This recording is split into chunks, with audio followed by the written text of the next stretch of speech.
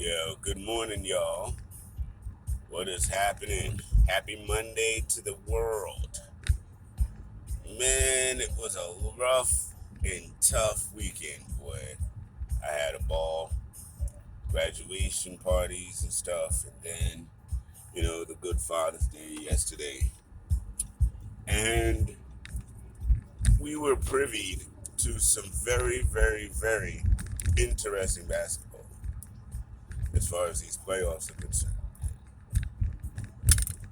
So, a couple of things happened this weekend that surprised a lot of folks.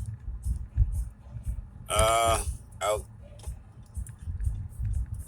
all right, so let's go with the first one with Utah losing to the Clippers and the Clippers advancing to the Western Conference Finals to meet the Suns. Now, again, the implosion of Utah is something that I'm not hearing a lot about. You lost 4 games in a row. In a row, Jack. In a row. Now, now that that's said, that's cool. That was wild. Then the next wild thing, because honestly, I don't know what Utah's going to do in the offseason to get any better or fix whatever it is that was going on that allowed this to happen. I just don't know. Donovan Mitchell is attached. He signed a max, so he's attached. Uh, so there's no, I'm out of here for him. He's attached. He's there. Unless they're gonna come up with a major trade, which I don't think would make any sense. So, D Wade, what you gonna do, man? Y'all got a lot of decisions to make in this off season, and honestly, so do the Brooklyn Nets. They went all in on this season and it didn't work. And there's a lot of very short contracts, and I don't believe you can keep everybody even if you wanted to. So, a possible blockbuster trade out of the Nets sometime in the offseason or next year, perhaps. You never know. I mean, I know that they went all in this year. Blake, I believe, is on a 1 year. We know what the big three, we know what their contract looks like. Everybody's pretty much done 22-23 season. And next season is 21-22. So, interesting. And I'm sorry, I can't, I'm not going to sit there and say injuries. Because did you really need a super team to beat Giannis and Chris Middleton? Do you really need James Harden, Kyrie Irving, and Kevin Durant to beat those two dudes? No disrespect to those guys. I'm just saying. Harden had the weakened hamstring. Yep. If he had come to camp in shape at the beginning of the year, perhaps this doesn't happen. I'm not saying, if he didn't do, hot wing gate that, he wouldn't have had any injuries. I'm just saying hot wing gate didn't help him as far as his injuries were concerned. And what happened to Kyrie was unfortunate. You know what I mean? Getting the ankle stepped on in the game is not something that normally happens, and it's not something you can game plan for. But the one cat that I will speak highly of in that whole situation is Kevin Durant, because he actually held that team down, man, like superbly. You know what I mean? It wasn't his fault that they lost. I'll say it like that. It wasn't his fault. You know. But the Nets gave it a great run, and just like we did. And it brought so much attention and so much fun back to New York basketball that, you can't really. Yes, I know that the Nets are going to look at this season as an abject failure. Okay, I get that. But as far as fandom and how amped the fans were and everything and how poppin' the city was this season, I can't be too mad. It was a good season. It was a lot of fun. So now you got Milwaukee, who, to their credit, stuck to it and stayed the course and weathered what they had to weather and made it here. And they are officially facing the Atlanta Hawks. Like, get the what out of here. Are you serious? Wow. Wow. I mean, honestly, once Philly gave them that first win, no, not the first win, the second win. Once Philly gave them that second win, game four, I believe, at home, they opened up the doors for this to happen.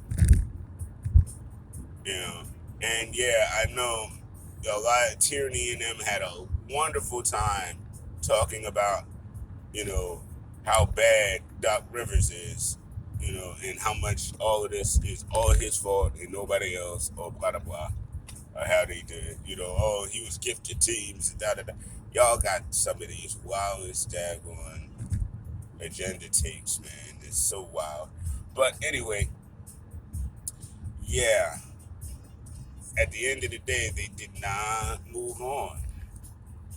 And so that puts a lot of things in limbo, in my opinion, in Philly. Did the process actually work? I mean, at the end of the day, Philly has had very strong and entertaining playoff caliber teams that make it to the first or second round, and that's about it. That's not it. I mean, do they, as constituted, have enough to win the chip? Not when you can't put away teams like Atlanta, who are very, very difficult, but are beatable. Y'all had them jokers smacked to the wall, and you let them back into the series, and you let them defeat you. You know? Whoa. Folk today's bugging. But again, I'm just like, as much as firepower and everything that y'all had, and as beastie as y'all were during the regular season, it just doesn't make any sense to me that you guys let a team like Atlanta. Now, I'm not knocking Atlanta. Atlanta is on fire, bruh. Atlanta is playing like the team that I saw when they played us in the first round. And to this day, I will still say, if our offense actually showed up, I still believe that defensively we caused them problems, and we might still be able to come out of that series. But because we didn't show up offensively, like, at all, in comparison to how we played all season, we got whooped.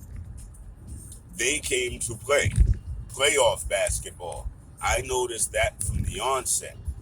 And then they started doing the same thing to Philadelphia, and I was like, you know what? They could mess around and win this thing if Philly doesn't get back to what Philly does. And unfortunately, Philly, they didn't get Doc. Doc was right. They did get to Game 7, but Game 7 at home, and you couldn't close it out. And it's not like they were blowing y'all out, but you never closed the door on them, smacked them like the little upstart team they were. No, you didn't do any of that.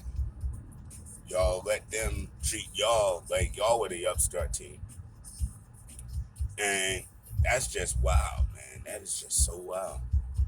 Uh, I don't know, man. I don't know if they trade Ben Simmons in the off season. I don't know if they look for another new coach or what have you. I don't know if they trade Tobias. I don't know if they can because of that max contract that Elton Brand gave them. Uh, I don't know. I don't know what they do, man. I really don't. I mean, Seth Curry played better than their max players or star players, with the exception of Joel Embiid. Yeah, and Joel need to stop falling on the damn floor, though. I'm gonna say that. You know, the floor is unkind, and there's no give on the floor. So the more you fall on the floor, the more you hurting yourself. Like really, you banging up stuff. You know, stop hurting yourself. You know what I mean? Calm down. I mean, now, Ben, regardless what happens as far as contractually and stuff, you need to go back into that gym in the off season and shoot 1,000 free throws a day, bro. There's just no way, the way that you play this game, there's just no way that you can miss free throws, especially consistently. You cannot consistently, on a regular basis, miss free throws. If your game is dependent on going to the basket, free throws have got to be, your main drag. You know, it's got to be your one of your best attributes. You know, or you're setting your team up. And I'm being honest, man. You know what I mean? Folk hit them free throws. Folk hit a couple of little jump shots that they normally hit, and they win this game. They win the series. But when you don't do those little things, and you got a team that can shoot threes the way that Atlanta can shoot threes, they are never, ever, ever out of the game unless you put them down. You know, so congratulations, Nate McMillan. Big shouts, big, huge shouts to Atlanta Hawks for what you guys have accomplished so far this season. Wildly impressive. Wildly impressive. And, yo, the finals is going to be litty, man. You know, honestly, though, and you go hear it right now. If Milwaukee half steps at all, Atlanta will win this series. And I'm not going star power or nothing like that. I just do feel like the Bucks can beat the Hawks. I do believe that either way, that series is going 7. It's gonna go 7. And dare I say Atlanta takes the first game? Because that firepower is just ridiculous. Now, at the same time, Connington and Drew Holiday and them are actually pretty good wing defenders, and perimeter defenders. So if they, again, what you have to do to beat the Hawks is keep Herter and Bogdanovich quiet, let Trey go off, and frustrate John Collins. That's what you got to do. But it's hard to do because Trey starts going off and everybody gets nervous and starts double and triple teaming. The next thing you know, people are out of position. People are not guarding their assignments, and it breaks down. And if you let John Collins get off, physically, down low, he's going to cause you problems. Him and Capella going to get together and cause you problems.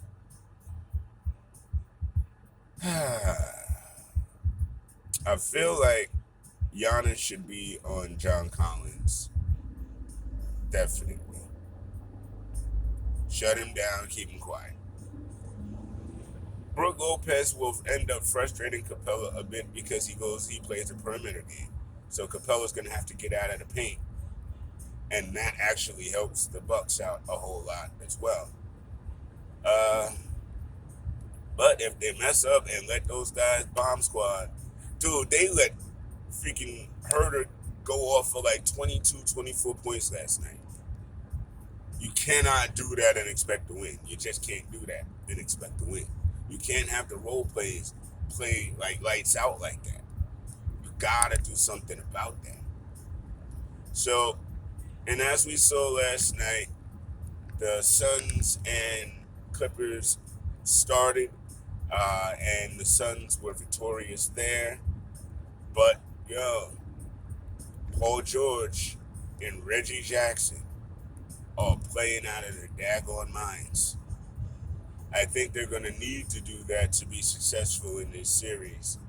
But honestly, I think they win one game. This one to me is going 5. Without Kawhi, it's just there's a lot going on with well because I'm assuming the Suns are going to get Chris Paul back at some point. Maybe not at the beginning of the series, but possibly toward the end. Definitely for the Western Conference Finals. And last night they proved that the lessons he taught them as far as teamwork and staying together, they learned those lessons because they were able to not just perform well, but perform very well and very cohesively last night. And the Clippers really were just fighting to stay in the game the whole night, in my humble opinion. So, again, that's what I'm looking at. I'm calling Suns Milwaukee, but Suns Atlanta would not surprise me. Suns Atlanta would not surprise me. All right, y'all. It's been a pleasure. Thank you all for listening to 16 minutes of my tirades this morning. I appreciate it all. If y'all did not see this week's Knicks Corner, please check it out. It's on all of the platforms. It's on YouTube. It's on Spotify. Just check out me and Danny B. We've got a big show this week coming up. You know, we've got a lot of the ladies of Knicks Twitter in the building. MJ is Lasagna, Sue York, and Tiffany Beeman, and several others. And definitely looking forward to that. And next week, if I'm not mistaken, it's next week, the Candid Corner will be back. And man, Lou and I got a lot to break down as far as this basketball stuff, baseball stuff, football is coming up. I mean, there's a lot going on. I see the Big Three is starting back up too. They got tickets on sale, so we'll definitely be talking more about that upcoming as well. So stick around. There's plenty of sports, there's plenty of news, and make sure you are checking out the Off the Ball Network for all of your NBA draft news, all of your NFL news and updates. The network is steadfastly growing to do a lot of things and give us all great content. Got wrestling content, sports betting, everything you need. Off the Ball Network got. All right, y'all. I'll see y'all tomorrow. Peace.